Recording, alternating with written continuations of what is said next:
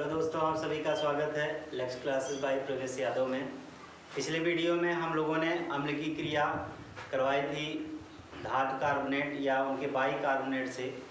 आज के इस वीडियो में हम लोग पढ़ेंगे कि जब अम्लों की क्रिया धात्विय सल्फाइड या हाइड्रोजन सल्फाइड से होती है तो क्या बनता है। यहाँ पे दिया गया है कि धातु सल्फाइड की क्रिया या हाइड्रोजन सल्फाइड की क्रिया जब अम्ल से होती है तो लवण, जल और सल्फर डाइऑक्साइड गैस मुक्त होता है। अर्थात कहने का मतलब ये है कि जब इनकी क्रिया हम लोग अम्लों से करवाते हैं तो लवण बनता है, जल बनता है और सल्फर डाइऑक्साइड गैस का निर्माण होता है। जैसे पोटेशियम सल्फेट की क्रिया अम्ल के साथ करवा देते हैं तो बनता है K2SO4 प्लस H2O और उसके साथ सल्फर डाइऑक्साइड गैस मुक्त होती है। पोटेशियम सल्फेट या सल्फाइड के साथ पोटेशियम सल्फाइड के साथ जब हम लोग हाइड्रोजन यानी सल्फ्यूरिक अम्ल की क्रिया करवाते हैं तो पोटेशियम सल्फेट बनता है, जल बनता है और उसके साथ सल्फर डाइऑक्साइड गैस का निर्माण होता है। दूसरा हाइड्रोजन सल्फाइड के साथ देख लेते हैं। मान लेते हैं कोई तत्व है, ये कोई यौगिक मान लेते हैं आपका सोडियम बाई सल्फाइड। इसकी क्रिया हम लोग करवाते हैं HCl से, हाइड्रोक्लोरिक अम्ल से करवाते हैं तो बनता है NaCl, H2O और उसके साथ सल्फर डाइऑक्साइड गैस मुक्त होती है।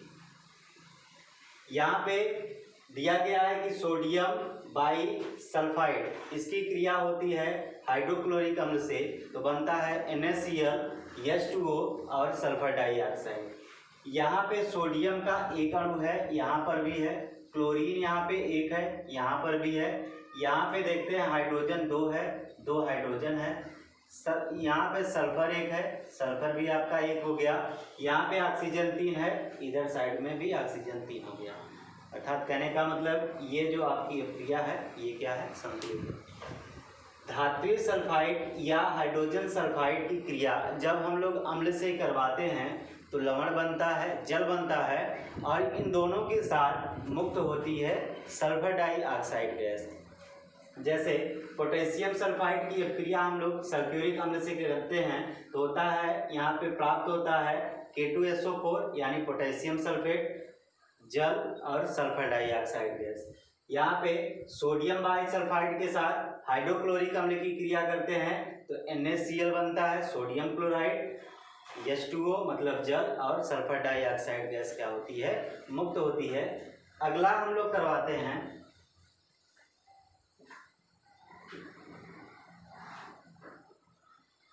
यदि हम लोग अम्लों की क्रिया धात्विक सल्फाइड से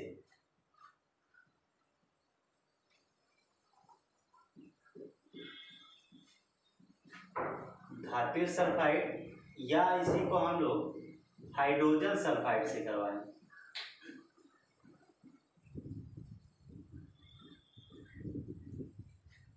यदि अम्लों की क्रिया हम लोग करवाते हैं धात्विक सल्फाइड या हाइड्रोजन सल्फाइड से, जब अम्ल की क्रिया होती है तो इनके साथ लवण बनता है और हाइड्रोजन सल्फाइड गैस क्या होती है, मुक्त होती है, H2S गैस मुक्त होती है। जैसे एग्जाम्पल देखिए, कैल्शियम सल्फाइड, कैल्शियम सल्फाइड की क्रिया जब हम लोग करवा देते हैं अम्ल से, कोई अम्ल ले लिया गया जैसे आपका हाइड्रोक्लोरिक अम्ल है तो बनेगा CaCl2 और उसके साथ बनेगा आप लोगों का ये H2S। यहाँ पे देखा जाए तो कैल्शियम एक है, इधर एक है, यहाँ पे सल्फर एक है, सल्फर भी एक हो गया, लेकिन यहाँ पे क्लोरीन जो है 2 है, एक है और यहाँ पे 2 बना है, हाइड्रोजन भी 2 बना है तो हम लोग यहाँ पे 2 से क्या कर देंगे, गुणा कर देंगे तो रासायनिक क्रिया भी क्या हो जाएगी, बराबर हो जाएगी। दूसरा ले लेते हैं पोटेशियम बाई सल्फाइड की क्रिया हम लोग करवा देते हैं सल्फ्यूरिक अम्ल से। पोटेशियम बाई सल्फाइड की क्रिया जब सल्फ्यूरिक अम्ल से होता है तो बनता है पोटेशियम बाइसल्फेट और इसके साथ H2S गैस भी क्या होती है, मुक्त होती है। मतलब जब हम लोग सल्फाइड की क्रिया करवाते हैं अम्ल से तो H2S गैस मुक्त होती है, और बाई यानी हाइड्रोजन सल्फाइड की भी अपक्रिया जब करवाया जाता है तब भी उसके साथ क्या बनता है, हाइड्रोजन सल्फाइड गैस मुक्त होती है। यानी लवण के साथ इसमें सिर्फ हाइड्रोजन सल्फाइड गैस बनती है, जल नहीं बनता है। अगला आप लोगों का दिया गया है क्षारों के सामान्य गुण। क्षारों के सामान्य गुण।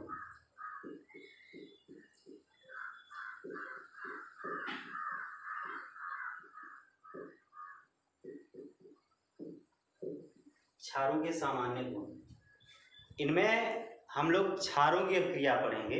इसमें पहली अपक्रिया हम लोग करवा देते हैं अमोनियम लवण से। अमोनियम लवण से क्रिया। जब अमोनियम लवण से क्रिया होती है क्षार की तो क्या बनता है, अमोनियम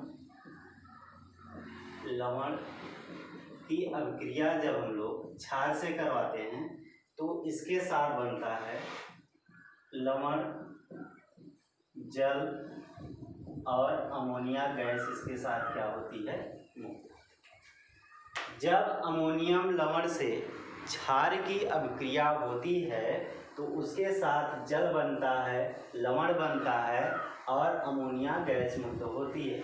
जैसे अमोनियम क्लोराइड की अभिक्रिया जब हम लोग करवाते हैं क्षार से, यहाँ पे कोई क्षार ले लेते हैं, मान लेते हैं क्या है, सोडियम हाइड्रोक्साइड। जब इनकी अभिक्रिया इसके साथ करवाते हैं तो यहाँ पे लवण बनता है, NaCl बनेगा, जल बनेगा और उसके साथ मुक्त होगी अमोनिया गैस।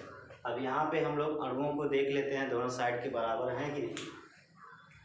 यहाँ पे दिया गया है नाइट्रोजन 1 है तो नाइट्रोजन भी यहाँ 1 हो गया, हाइड्रोजन यहाँ पे 4 1 कितना है, 5 है, यहाँ पे 3 और 2 कितना हो गया, 5 हो गया।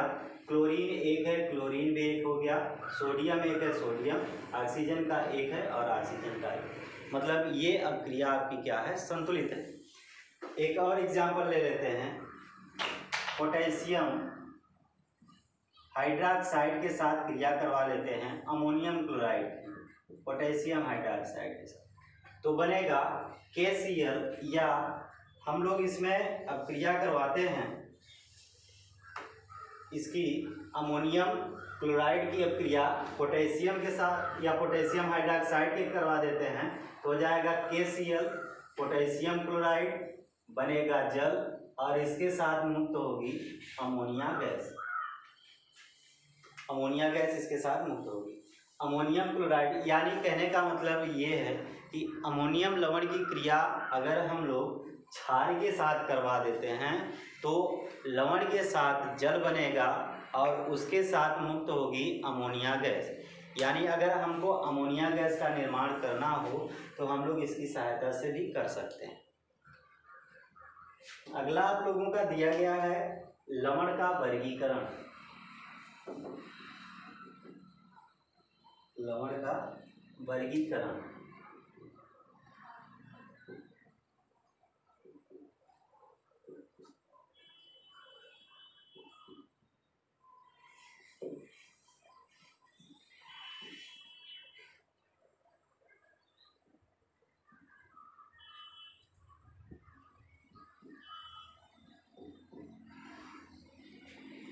पहला आपका होता है सामान्य लवण,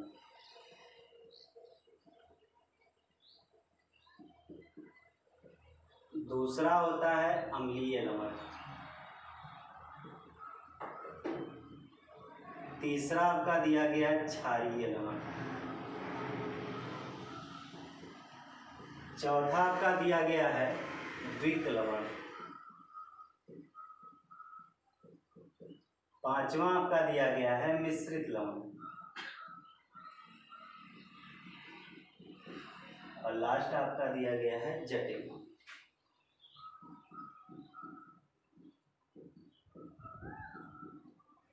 लवण का वर्गीकरण, यानी लवण को हम लोगों ने कितने भाग में, 6 भागों में वर्गीकृत किया गया है, या हम लोगों ने किया है सामान्य लवण, अम्लीय लवण, क्षारीय लवण, द्विक लवण, मिश्रित लवण और जटिल लवण। लवण तो वैसे हम लोग मानते हैं कि उदासीन होता है, लेकिन सामान्य लवण, अम्लीय गुण भी कुछ में हो सकता है, क्षारीय भी हो सकता है, या वह द्विक प्रकृति के हो सकते हैं, मिश्रित भी हो सकते हैं, और कुछ लवण ऐसे भी होते हैं जो जटिल होते हैं। हम लोग बारी बारी से इसके बारे में पढ़ेंगे। पहला हम लोग पढ़ते हैं सामान्य लवण। सामान्य लवण,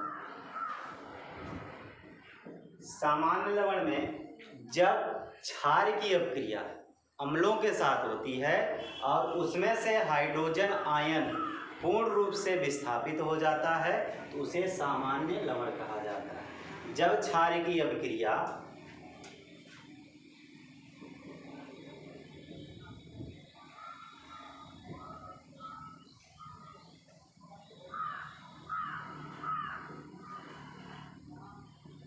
अम्ल से होती है और H+ आयन पूर्ण रूप से विस्थापित हो जाता है,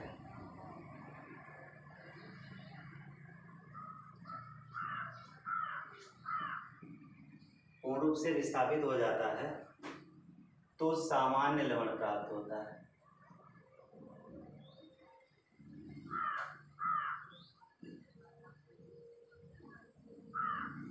जैसे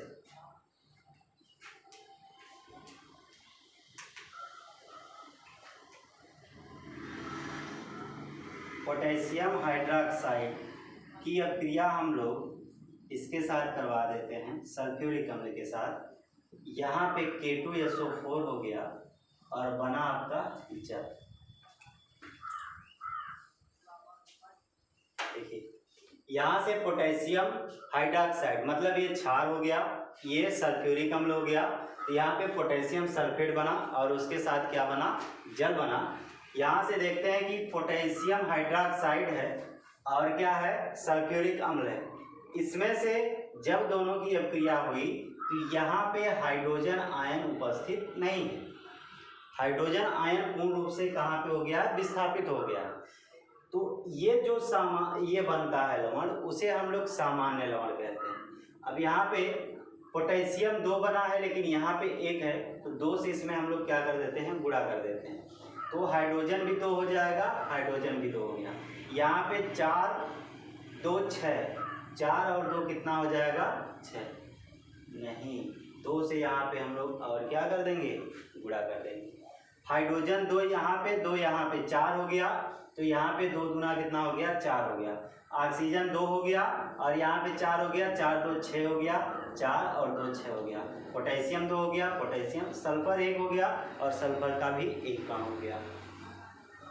दूसरा उदाहरण ले लेते हैं पोटेशियम हाइड्रोक्साइड की। जब इसकी क्रिया हम लोग हाइड्रोक्लोरिक अम्ल से करवाते हैं, यानी पोटेशियम हाइड्रोक्साइड की अपक्रिया जब हाइड्रोक्लोरिक अम्ल के साथ होती है तो प्राप्त होता है NaCl और उसके साथ क्या बनता है, जल बनता है।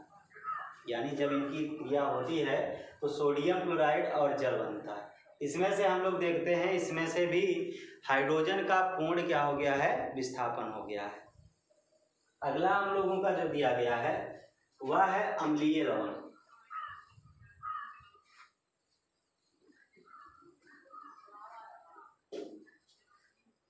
अम्लीय लवण,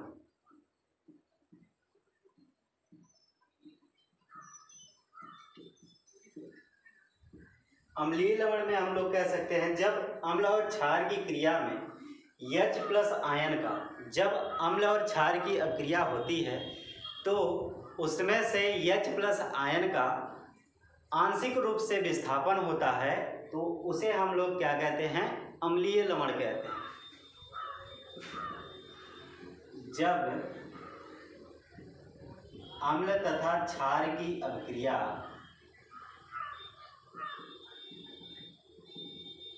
होती है तो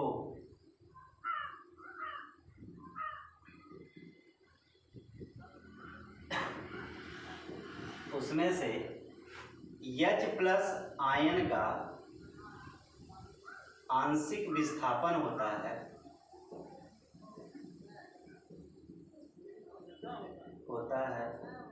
तो प्राप्त लवण को अम्लीय लवण कहते हैं।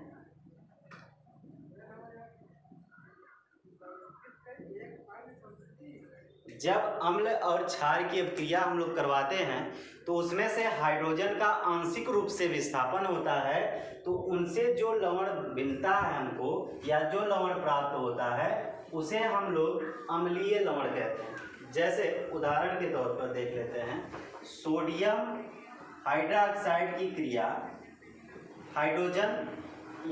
सोडियम हाइड्रोक्साइड की अभिक्रिया सल्फ्यूरिक अम्ल के साथ करवाते हैं तो बनता है NaHSO4 और उसके साथ क्या बनता है, जल बनता है। अब यहाँ पे देखा जाए तो ये आपका क्या हो गया, क्षार हो गया, और ये आपका क्या हो गया, अम्ल हो गया, और यहाँ पे जो बना है वह लवण है, और ये आपका क्या है, जल है। ये हम पहले भी बताए हैं कि जब अम्ल और क्षार की अभिक्रिया होती है तो उसमें अम्ल और क्षार की अभिक्रिया करवाने के पश्चात हमको प्राप्त होता है लवण और जल, या अदर किसी चीज़ से करवाते हैं, जैसे कार्बोनेट से करवाते हैं तो कार्बन डाइऑक्साइड बन जाता है, सल्फाइड से करवाते हैं तो उसमें क्या बन जाता है, सल्फर डाइऑक्साइड बन जाता है, सल्फाइड से करवाते हैं तो हाइड्रोजन सल्फाइड बनता है। तो ऐसे करके इसमें भी प्राप्त होता है, जब क्षार और अम्ल की क्रिया करवाते हैं तो लवण और जल बनता है। लेकिन यहाँ पे ये हाइड्रोजन का आंशिक रूप से विस्थापन, मतलब हाइड्रोजन का एक अणु इसमें क्या है, उपस्थित है, इसी के कारण इसे हम लोग अम्लीय लवण भी कहते हैं। इसलिए इसे हम लोग अम्लीय लवण भी कहते हैं। मतलब हाइड्रोजन आयन का पूर्ण रूप से विस्थापन नहीं हुआ है, आंशिक रूप से हुआ है, एक अणु इसमें उपस्थित है, अतः हम लोग कह सकते हैं कि यह अम्लीय लवण होता है। अगला आप लोगों का दिया गया क्षारीय लवण। क्षारीय लवण,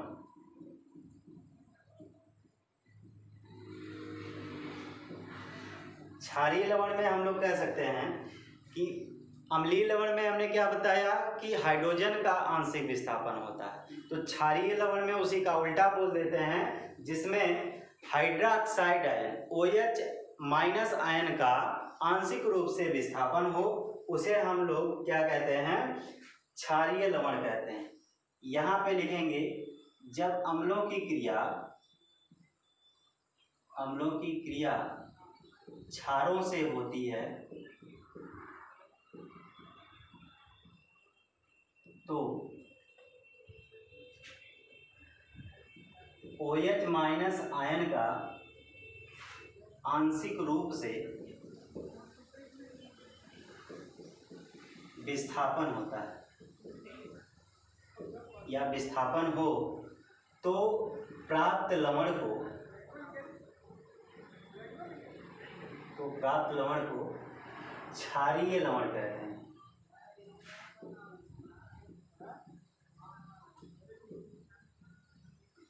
जब अम्ल की क्रिया या अम्लों की क्रिया हम लोग क्षारों के साथ करवाते हैं और उसमें से OH- आयन का आंशिक रूप से विस्थापन होता है तो उसे हम लोग कहते हैं क्षारीय लवण कहते हैं।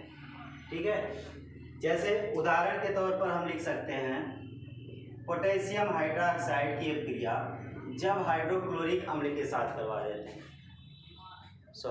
कैल्शियम हाइड्रोक्साइड की क्रिया, पोटेशियम नहीं, कैल्शियम हाइड्रोक्साइड की क्रिया जब हम लोग इसके साथ हाइड्रोक्लोरिक अम्ल के साथ करवाते हैं तो यहाँ पे बनता है CaOH और Cl, यहाँ पे बनेगा H2O। यहाँ पे देखा जाए तो हाइड्रोक्साइड के 2 अणु हैं, लेकिन यहाँ पे एक अणु उपस्थित है, इसे हम लोग कहेंगे क्षारीय लवण।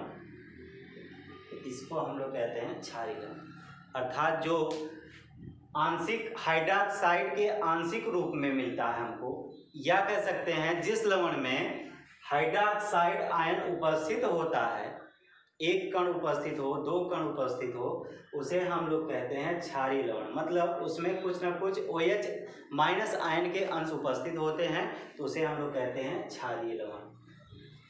लवण को 6 भागों में वर्गीकृत किया गया है। पहला सामान्य लवण है, अम्लीय लवण है, क्षारीय लवण है, द्विक लवण है, मिश्रित लवण है और जटिल लवण है। जिसमें से सामान्य लवण वह होता है जिसमें से हाइड्रोजन आयन या कह सकते हैं OH माइनस आयन का पूर्ण रूप से क्या होता है, विस्थापन होता है, उसे हम लोग कहते हैं सामान्य लवण। दूसरा आप लोगों को बताया गया अम्लीय लवण। अम्लीय लवण वे होते हैं जिनमें से हाइड्रोजन आयन का या कह सकते हैं H+ आयन का आंशिक रूप से विस्थापन होता है, उसे अम्लीय लवण कहते हैं। तीसरा आप लोगों का दिया गया क्षारीय लवण। इसमें अम्ल और क्षार की जब क्रिया करवाते हैं तो OH माइनस आयन का आंशिक रूप से क्या होता है, विस्थापन होता है, तो उसे हम लोग कहते हैं क्षारीय लवण। आज के इस वीडियो में बस इतना ही। अगले वीडियो में हम लोग पढ़ेंगे द्विक लवण के बारे में, मिश्रित लवण के बारे में और जटिल लवण के बारे में। यदि आप लोगों को यह वीडियो पसंद आया हो तो प्लीज़ सब्सक्राइब कीजिए एवं शेयर कीजिए।